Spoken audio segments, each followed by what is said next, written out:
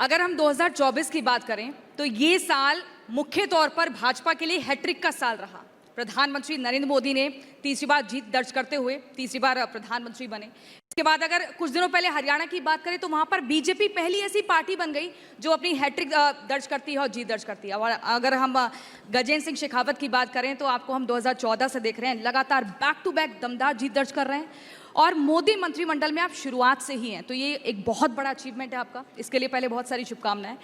दूसरा ये जिस तरीके से हम अगर भारत की अर्थव्यवस्था को देखें, दुनिया में अभी टॉप 5 पर हैं, जल्द ही टॉप 3 पर भी आ जाएगी।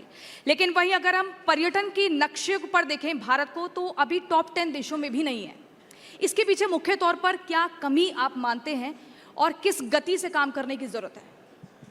देखिए, पर्यटन के लिए जो प्राथमिक आवश्यकता है वो इंफ्रास्ट्रक्चर की है। भारत के प्रति देखने का उत्साह तो लोगों का है, लेकिन भारत में आकर के यहाँ ट्रैवल एंड टूर के लिए जिस तरह के इंफ्रास्ट्रक्चर की आवश्यकता थी उसकी कमी हमारे यहाँ थी। माननीय प्रधानमंत्री जी के नेतृत्व में जिस तरह से पिछले 10 साल के कालखंड में भारत में इंफ्रास्ट्रक्चर का, स्पेशली जो है रोड इंफ्रास्ट्रक्चर का, रेलवे इंफ्रास्ट्रक्चर का, एयरपोर्ट्स का जिस तरह से विस्तार हुआ, 1.5 लाख किलोमीटर नए हाईवेज बने, नए रेलवे स्टेशंस बन रहे हैं, नए सेमी एक्सप्रेस ट्रेन चालू हो गई हैं, वंदे भारत चालू हो गई हैं, 150 से ज़्यादा हवाई अड्डे फंक्शनल हो गए हैं। उस सब के चलते हुए लोगों की ट्रैवल करने की सुविधाएं बढ़ी है। इंफ्रास्ट्रक्चर की कमी बड़ी चुनौती थी। उस चुनौती से जब हम बाहर निकले तब अनुकूलताएं सामने दिखाई देती हैं। उससे पहले जिस तरह के, क्योंकि घर से निकल करके कोई भी कहीं पर्यटन के दृष्टिकोण से जाएगा या पर्यटक की तरह जाएगा तो पहली चीज वो देखता है वो शांति। लेकिन अगर हम विदेशों की बात करें ना, जब सर कोई प्रियंका जी, शांति पहली चीज देखता है, स्टेबिलिटी देश में देखता है।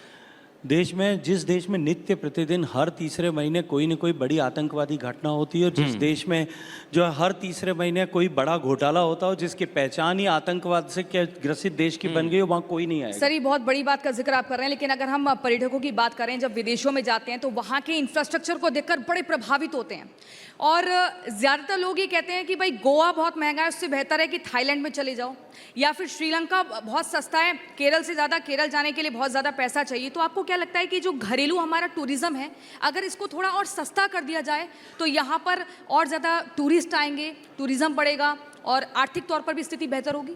देखिए, घरेलू टूरिज्म सस्ता करने का विषय नहीं है। हमारा टूरिज्म इंफ्रास्ट्रक्चर, हमारी होटल्स हैं, हमारा एयर टिकटिंग है, वो महंगा क्यों है? ये आपने बिल्कुल सही कहा कि आज देश से, विदेश से देश आने वाले लोगों के लिए भी और भारत के कोर टूरिस्ट के लिए भी आज जो है हमारे होटल्स हैं, हमारा जो है एयरवेज हैं, वो कंपैरेटिवली महंगे हैं। लेकिन महंगे होने के बाद में वो खाली नहीं है। आप देश के किसी भी होटल में चले जाइए, किसी भी डेस्टिनेशन पे चले जाइए, कहीं आपको जगह नहीं मिलेगी। ये जो हमारी डोमेस्टिक ट्रैवलर्स की बढ़ती हुई ताकत है, इस ताकत ने निश्चित रूप से विदेशी सैलानी को एल्बो आउट किया है।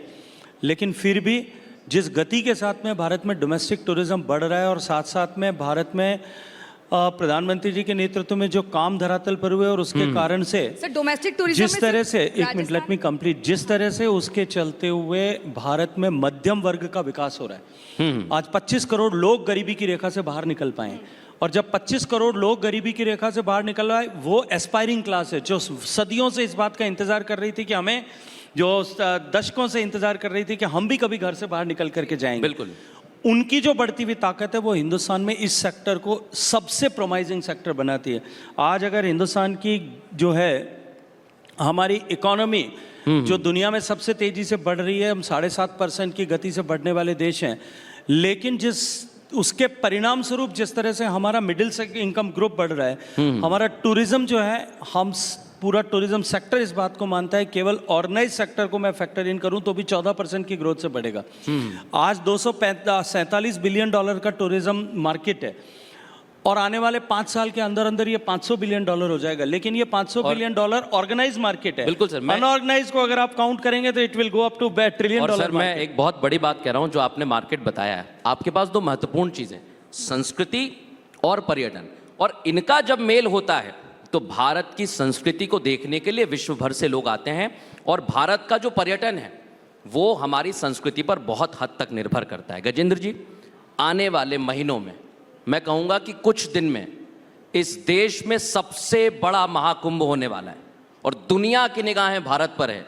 गजेंद्र जी, आपके कंधों पर जिम्मेदारी है कि विश्व पटल पर भारत का मान ऐसा बढ़े, तो उसके लिए किस तरह की तैयारी है और आप दुनिया में आज रिपब्लिक भारत के इस मंच से क्या संदेश देना चाहते हैं? देखिए, culture is mother of tourism. वहीं से पर्यटन का प्रारंभ होता है और भारत के पास में क्योंकि दिखाने को इतनी सारी विविधताएं हैं, जियोग्राफिकल, फिजिकल, कल्चरल, भारत का डिफरेंट कॉस्ट्यूम की जो विविधताएं हैं, भारत के पहनावे की, खान पान की, संस्कृति की, नृत्य की, संगीत की, भारत अपार संभावनाओं के द्वार पर है। जहाँ तक कुंभ का विषय है, कुंभ को लेकर हम सब के मन में जो सबसे बड़ा संकट और चुनौती हमेशा हुआ करती थी, क्योंकि कुंभ तो हर 12 साल में आता है, हर 6 साल में अर्धकुंभ होता है, वो होता था गंगा नदी के जल की जो है वो निर्मलता और अविरलता। बहुत महत्वपूर्ण है। माननीय प्रधानमंत्री जी के नेतृत्व में जिस तरह से गंगा पर हमने काम किया और मुझे भी सौभाग्य मिला 5 साल तक माँ गंगा की सेवा करने का, मैं गर्व के साथ में कह सकता हूँ कि इस कुंभ में जब लोग आएंगे, पिछली कुंभ में भी उन्होंने चमत्कृत दृष्टि से गंगा में हुए परिवर्तन को देखा था, अब की बार दांत के नीचे उंगली दबा करके जाएंगे। बहुत महत्वपूर्ण बात है। भारत के जब इंफ्रास्ट्रक्चर के बदलाव को जब देखेंगे, जो 12 साल के पहले के कुंभ में आया था, वो जब अब भारत में आएगा तो उसके लिए एक वाव फैक्टर होगा। ओ भारत, सब कुछ बदल गया है। ये जो बदलाव की ताकत है, ये बदलाव की ताकत ही भारत का सम्मान इस कुंभ के अवसर पर जब 25 करोड़ लोग उस कुंभ में एकत्रित होंगे, दुनिया भर के लगभग 100 से ज़्यादा देशों के लोग वहाँ आएंगे, उस 1.5 महीने के कालखंड के बाद में भारत की छवि ने जिस तरह से एक सकारात्मक परिवर्तन G20 की बैठक के बाद में विश्व के पटल पर देखा, उससे भी बड़ा परिवर्तन भारत की छवि का में अभिवृद्धि करने वाला ये कुंभ होने वाला है। बहुत बिल्कुल। देखिए, प्रधानमंत्री नरेंद्र मोदी की अगर बात करें तो लगातार उनका जोर रहता है कि देश के भीतर जो टूरिज्म है उसको सर बढ़ाया जाए। और जब टूरिज्म का जिक्र होता है, हिंदुस्तान में सबसे सुंदर और सबसे अगर ऐतिहासिक देखना है तो राजस्थान का जिक्र होता है, जहां जोधपुर से आप भी आते हैं। जोधपुर जिसे ब्लू सिटी, जिसे सन सिटी कहा जाता है, और एक अलग ही इतिहास है। लेकिन अगर हम और राज्यों की बात करें, वहाँ पर भी कई ऐतिहासिक चीज़ें हैं, अपने आप में वो अपने एक बड़ा इतिहास समेटे हुए हैं, लेकिन उन बातों को उन जगहों को उतना हाईलाइट नहीं किया गया। आपको क्या लगता है कि इसके पीछे कहाँ पर कमी है? और अगर मैं बजट की बात करूं तो संस्कृति मंत्रालय को 3260 करोड़ का बजट मिला है, पर्यटन मंत्रालय को 2479 करोड़ का बजट मिला है। तो अब पूरा मंत्रालय का प्लान क्या है? इसको कैसे एग्जीक्यूट करना है, कैसे इसे धरातल पर लाकर एक अलग तस्वीर पेश करनी है? देखिए, आज अगर भारत के टूरिज्म के सामने सबसे बड़ी चुनौतियों की अगर हम चर्चा करें तो वो है कि हम पैन इंडिया मार्केट जिस तरह से करने की आवश्यकता है, उसमें कहीं कमी थी। हमने तकनीकी के परिवर्तन के साथ साथ में उसको परिवर्तित करके उसको हम ठीक से शोकेस कर सकें, इसके लिए काम किया है।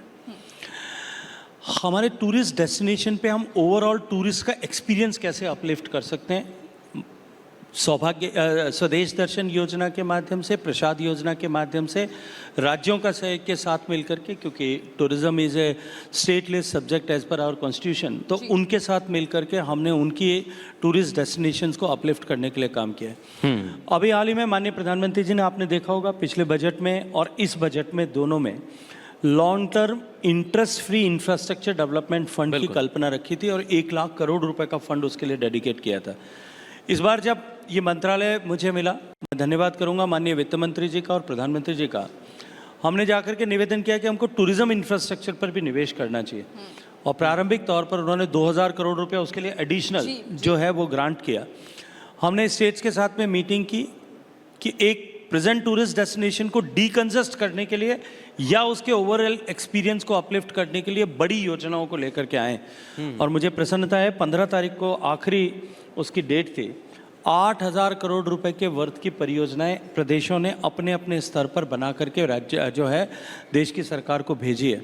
तो हम टूरिज्म के मंत्रालय के डिफरेंट बजटरी हेड्स जो हैं हमारे, उन सब में अकोमोडेट करके हम देश के टूरिज्म एक्सपीरियंस को, टूरिस्ट एक्सपीरियंस को किस तरह से बढ़ा सकें।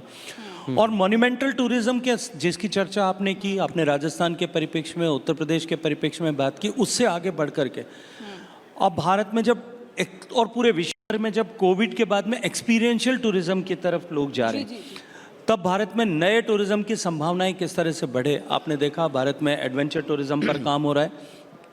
अब भारत में जो है इमर्सिव टूरिज्म एक्सपीरियंस पर भी हम काम कर रहे हैं। तकनीकी की ताकत के आधार पर हम जो है नए AR/VR बेस्ड टूरिस्ट प्रोडक्ट। राजनीति, कला, संस्कृति का संगम, किसमें कितना है दम। राष्ट्र सर्वोपरि सम्मेलन 18 अक्टूबर सिर्फ रिपब्लिक भारत पर।